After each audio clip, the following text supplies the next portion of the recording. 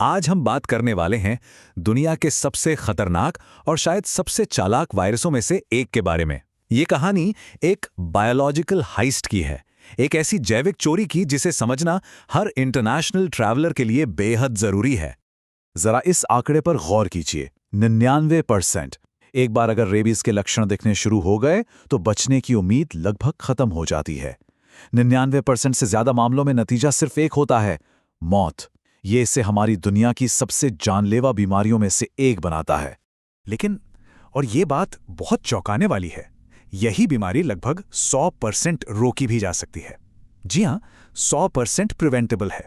तो सोचिए, एक तरफ है 99% मौत का खतरा और दूसरी तरफ 100% बचाव। सारा खेल सही जानकारी और सही समय पर उठाए गए कदम का है। तो सवाल यही है कि वो कदम आखिर हैं कौन से? वो क्या जानकारी है जो किसी की जान बचा सकती है?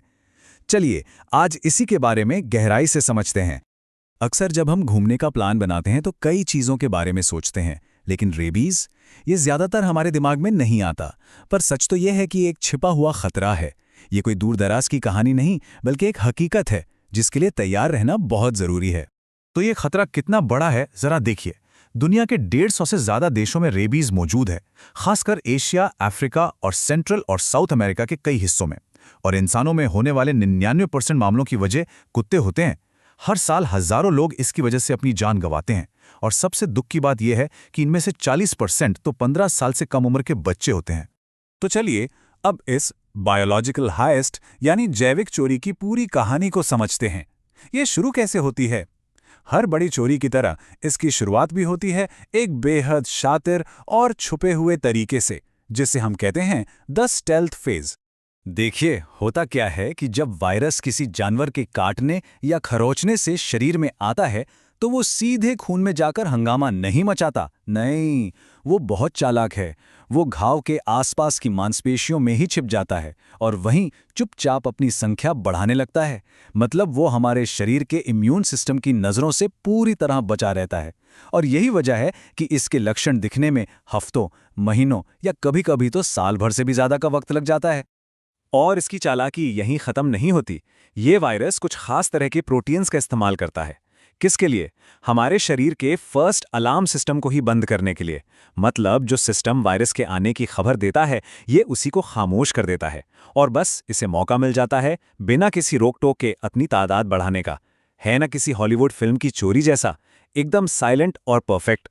तो फिर इस शातिर चोर के खिलाफ हमारा पहला और सबसे बड़ा हथियार क्या है? बहुत ही सिंपल, फर्स्ट एड। अगर कभी किसी जानवर ने काटा या खरोचा है तो सबसे पहला काम घाव को बहते पानी और साबुन से धोना है। और यूं ही नहीं, कम से कम 15 मिनट तक लगातार धोना है। ये सुनने में भले ही मामूली लगे, पर यकीन मानिए, ये एक कदम ही वायरस की बहुत बड़ी तादाद को शरीर से बाहर निकाल सकता है और खतरे को काफी हद तक कम कर सकता है।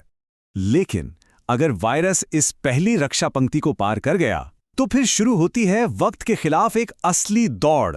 अब वायरस अपनी छिपने की जगह से निकलता है और अपने असली टारगेट यानी हमारे सेंट्रल नर्वस सिस्टम की तरफ बढ़ना शुरू कर देता है। ये काम कैसे करता है? ये हमारे नर्वस सिस्टम को लिटरली हाईजैक कर लेता है। ये नसों और मांसपेशियों के जंक्शन पर चिपकता है, नसों के अंदर घुस जाता है और फिर हमारे ही शरीर के ट्रांसपोर्ट सिस्टम पर सवार होकर रीढ़ की हड्डी से होते हुए सीधा दिमाग की तरफ चल पड़ता है। मतलब ये हमारे ही सिस्टम को हमारे ही खिलाफ इस्तेमाल कर रहा है। और यही वो जगह है जहां वक्त सबसे कीमती हो जाता है। एक्सपोजर यानी जानवर के काटने से लेकर वायरस के दिमाग तक पहुंचने के बीच का जो समय है, उसे कहते हैं क्रिटिकल विंडो।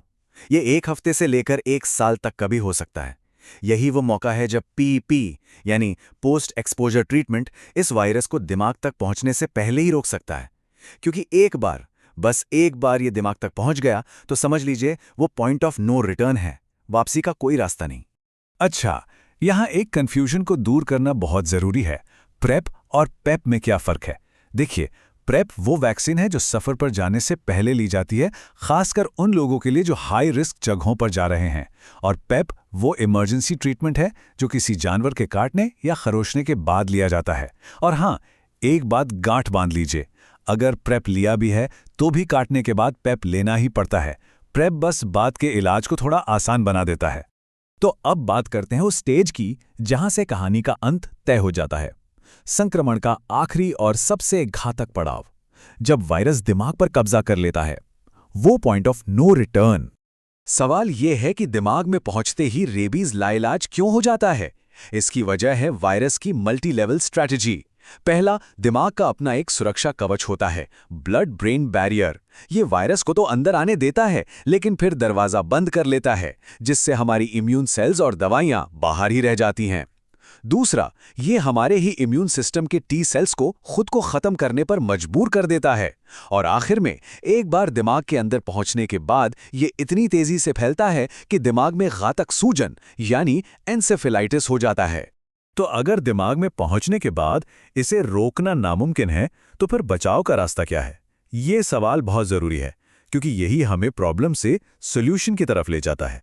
और सॉल्यूशन है एक प्लेबुक, रेबीज से बचने की एक एक्शन प्लान, जो हर ट्रैवलर को पता होनी ही चाहिए। तो इस प्लेबुक का पहला चैप्टर है सफर से पहले। सबसे पहले जहां भी जा रहे हैं वहां के रिस्क के बारे में अपने डॉक्टर से बात करें। अगर लंबा सफर है या कोई एडवेंचर एक्टिविटी करनी है तो प्रेप वैक्सीन के बारे में सोचें। और हाँ, ये भी पक्का कर लें कि आपके पास मेडिकल इवैक्यूएशन इंश्योरेंस हो। अब ये टेबल देखिए, ये वर्ल्ड हेल्थ ऑर्गेनाइजेशन यानी WHO की गाइडलाइंस हैं, और ये बहुत काम की हैं। कैटेगरी 1, अगर किसी जानवर ने सिर्फ छुआ है तो बस उस जगह को धो लीजिए। कैटेगरी 2, अगर जानवर ने हल्की खरोच मारी है जिसमें खून नहीं निकला तो घाव धोकर तुरंत वैक्सीन लगवाएं। और कैटेगरी 3, अगर किसी भी काटने या खरोच से खून निकला है या किसी चमगादड़ से कोई भी संपर्क हुआ है तो घाव धोने, वैक्सीन और रेबीज इम्यून ग्लोबुलिन RIG तीनों की तुरंत जरूरत है। तो इस पूरी बातचीत का सबसे जरूरी सबक क्या है? वो ये कि कैटेगरी 2 या 3 का कोई भी केस हो, देखते हैं क्या होता है वाला रवैया बिल्कुल नहीं चलेगा। एक पल की भी देरी नहीं करनी है, फौरन मेडिकल हेल्प लेनी है। तो अब हमारे पास एक प्लेबुक है, एक ऐसी रणनीति जो प्रकृति के सबसे शातिर दुश्मनों में से एक को भी मात दे सकती है। ये जानकारी हमें महफूज रखने के लिए है, लेकिन ये एक बड़ा सवाल भी खड़ा करती है। हम अपनी यात्राओं में और ऐसे कौन-कौन से छिपे हुए खतरों के लिए तैयार हैं?